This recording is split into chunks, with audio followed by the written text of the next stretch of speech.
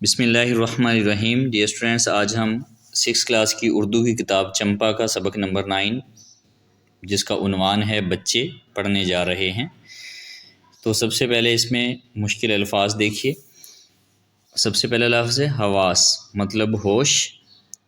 اگلا لفظ ہے قوت ناطقہ، بولنے کی طاقت۔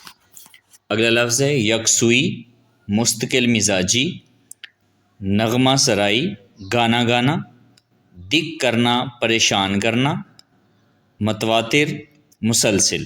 ٹھیک ہے، اس کے بعد اس میں ایم سی کیوز دیکھیں۔ سب سے پہلا ایم سی کیوز ہے کہ اس مضمون کے مصنف ہیں شفیق الرحمان، ابن انشا، پطرس بخاری، مشتاق احمد یوسفی۔ تو کریکٹ جواب ہے پطرس بخاری۔ ٹھیک ہے، اس کو میں نے ہائی لائٹ کر دیا، اب دیکھ سکتے ہیں۔ دوسرا ہے مصنف ایک معیاری اور ممتاز ترین شاعر ہیں، مضمون نگار ہیں، مزاح نگار ہیں، صحافی ہیں، مزاح نگار ہیں۔ ٹھیک ہے۔ تیسرا ہے یہ مضمون جس کتاب سے لیا گیا ہے اس کا نام کیا ہے؟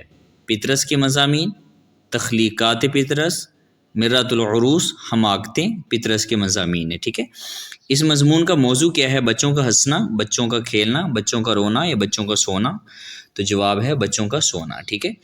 مصنف کے خیال میں بچوں کو سلانے کے لیے دینا چاہیے کیا؟ جھنجھنا، لوری، گڑیا یا جھولا؟ تو صحیح جواب جو ہے وہ لوری ہے۔ نیکسٹ ہے سوالات کے مختصر جوابات لکھیے۔ مصنف نے انسانوں کے بچوں کی کون کون سی اقسام کا ذکر کیا ہے؟ جواب ہے مصنف نے سبق بچے میں پیارا بچہ، ننھا بچہ، پھول سا بچہ، چاند سا بچہ جیسے بچوں کی اقسام کا ذکر کیا ہے۔ ٹھیک ہے۔ سوال نمبر 2 ہے مصنف نے روتے بچے کو چپ کرانے کے لیے کیا کیا طریقے اختیار کرنے کا ذکر کیا ہے؟ جواب ہے مصنف نے روتے بچے کو چپ کرانے کے کئی طریقے بیان کیے ہیں۔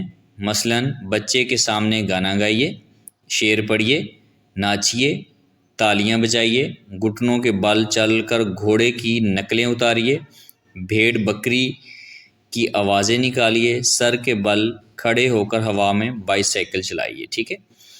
کویشچن نمبر 3 ہے مصنف نے اپنے بچپن کے بارے میں کیا لکھا ہے؟ جواب ہے کہ اپنے بچپن کا ذکر کرتے ہوئے مصنف لکھتے ہیں کہ ہم بقر عید کو تھوڑا سا رو لیا کرتے تھے، کبھی کبھار کوئی مہمان آ نکلا تو نمونے کے طور پر تھوڑی سی ضد کر لیتے تھے، کیونکہ ایسے موقع پر ضد جو ہے وہ کارآمد ہوا کرتی تھی۔ ٹھیک ہے۔ نیکسٹ زبان شناسی قواعد کے کہ اور کے کا استعمال، کہ اسے حروف بیان بھی کہتے ہیں۔ یہ دو جملوں کے درمیان کسی بیان کو واضح فرق کرنے کے لیے استعمال کیا جاتا ہے، یعنی کہ دو جملے ہیں تو ان کے درمیان میں جو فرق کرنے کے لیے استعمال کیا جاتا ہے وہ کہ اور کے کا استعمال کیا جاتا ہے۔ مثال، استاد نے کہا ہمیشہ سچ بولو۔ کے تعلق ظاہر کرنے کے لیے استعمال کیا گیا کہ استاد نے کہا کہ ہمیشہ، یہاں پہ کہ آنا ہے، سوری میں نے لگانا بھول گیا، کہ ہمیشہ سچ بولو۔ ٹھیک ہے۔ نیکسٹ ہے کیا تم خالہ کے گھر جا رہے ہو؟ ٹھیک ہے۔ اسی طرح کہتے ہیں کہ دی گئی خالی جگہوں کو کے اور کہ کی مدد سے پر کیجیے۔ تو خالی جگہ میں جو لفظ آنے ہیں ان کو میں نے ہائی لائٹ کر دیا، اگر آپ غور سے دیکھیں گے تو ان کو میں نے ہائی لائٹ کیا ہوا ہے۔ ٹھیک ہے۔ تو میں ساتھ ساتھ بتاؤں گا تو آپ دیکھ لیجئے گا کہ ایک صحافی نے جارج برنارڈ سے انٹرویو کے، پہلی خالی جگہ میں کے آنا ہے، کے دوران پوچھا کہ، اس خالی جگہ میں کہ آنا ہے۔ ٹھیک ہے۔ آپ کی طویل عمر کا راز کیا ہے؟ برنارڈ شاہ نے جواب دیا کہ اس خالی جگہ میں کہ آنا ہے کہ میں ہمیشہ سر ٹھنڈا اور پاؤں گرم رکھتا ہوں۔ انٹرویو شائع ہوا تو برنارڈ شاہ کے، یہاں پہ کے آئے گا اس خالی جگہ میں، کہ لاکھوں مداحوں نے پڑھا اور ہزاروں نے سر پر برف رکھنا اور پاؤں سینکنا شروع کر دیے۔ نتیجے میں کسی کو سرسام، کسی کو بخار ہو گیا، چنانچہ ایک ہفتے کے، اس جگہ پہ کے خالی جگہ میں آئے گا، کے بعد لوگوں کا ایک جلوس برنارڈ شاہ کے دروازے پر پہنچا۔ مظاہرین نے برنارڈ شاہ سے کہا کہ اس خالی جگہ میں کیا آئے گا کہ بے وقوفو، دراصل ٹھنڈا رکھنے کا مطلب یہ ہے کہ اس جگہ خالی جگہ میں کیا آئے گا کہ میں کبھی غصے میں نہیں آتا، اور پاؤں گرم رکھنے سے میری مراد یہ تھی کہ اس خالی جگہ میں کیا آئے گا کہ میں ہمیشہ پیدل چلتا ہوں، یہی میری طویل العمری کا راز ہے۔ ٹھیک ہے۔ نیکسٹ ہے کہ حروف استفہامیہ، ایسے الفاظ جو سوال کو ظاہر کریں، مثلاً کب، کیا، کیوں، کیسے، کہاں وغیرہ حروف استفہامیہ کہلاتے ہیں۔ مثال: تمہارا کیا حال ہے؟ دیے گئے الفاظ کو حروف استفہامیہ میں سے کوئی سے دو اپنے جملوں میں استعمال کیجئے۔ کیا، کب، کہاں، کوئی سے دو کرنے میں نے سارے لفظوں کو جملوں میں استعمال کر دیے، تو آپ یہاں سے دیکھ کر لکھ سکتے ہیں۔ کیا تم نے ہوم ورک مکمل کر لیا؟ دیکھیں اس میں بھی سوالیہ نشان ہے۔ کب، تم کب لاہور جاؤ گے؟ اس میں بھی سوال کیا جا رہا ہے، ٹھیک ہے۔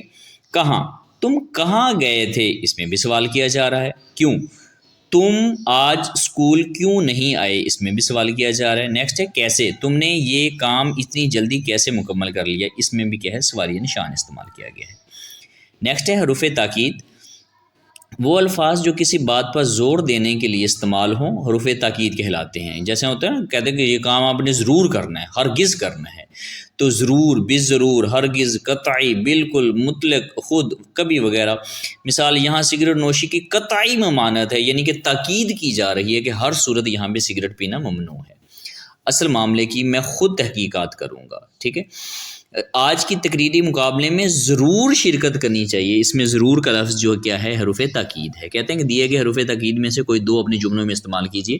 جتنے بھی حروف تاکید یہاں پہ دیے گئے ہیں ان سب کو میں نے جملوں میں استعمال کر دیا۔ اب یہاں سے دیکھ کر لکھ سکتے ہیں کہ بالکل، مجھے اس بات کا بالکل یقین ہے کہ محنت کا صلہ ضرور ملتا ہے۔ اس میں حروف تاکید بالکل ہے۔ ہرگز، میں نے تمہیں پہلے بھی کہا تھا کہ جھوٹ ہرگز مت بولنا، اس میں ہرگز ہے۔ ضرور، ہمیں اپنے بزرگوں کا احترام ضرور کرنا چاہیے۔ بالضرور، اگر آپ محنت کریں گے تو کامیابی بالضرور حاصل ہوگی۔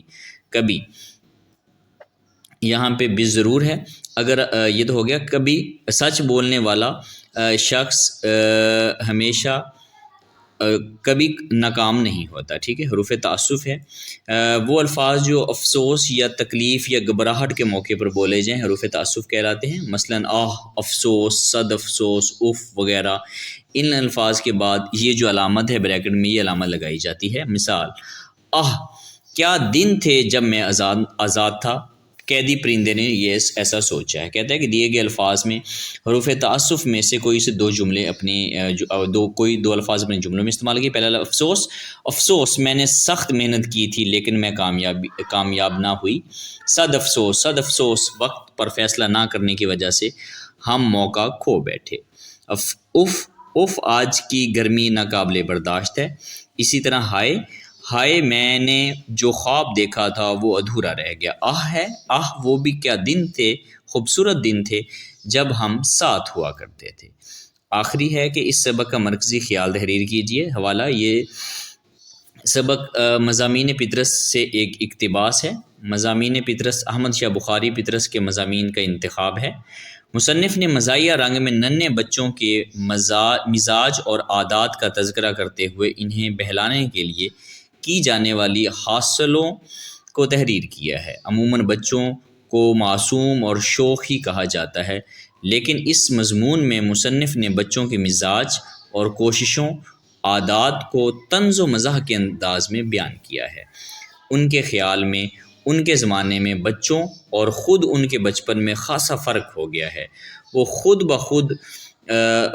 خود بطور بچہ اپنے والدین یا اقربا یعنی کہ رشتہ داروں کو اس طرح تنگ نہیں کیا کرتے تھے جتنا ان کے زمانے میں بچے صورتحال کا ناجائز فائدہ اٹھانے لگے ہیں، ٹھیک ہے۔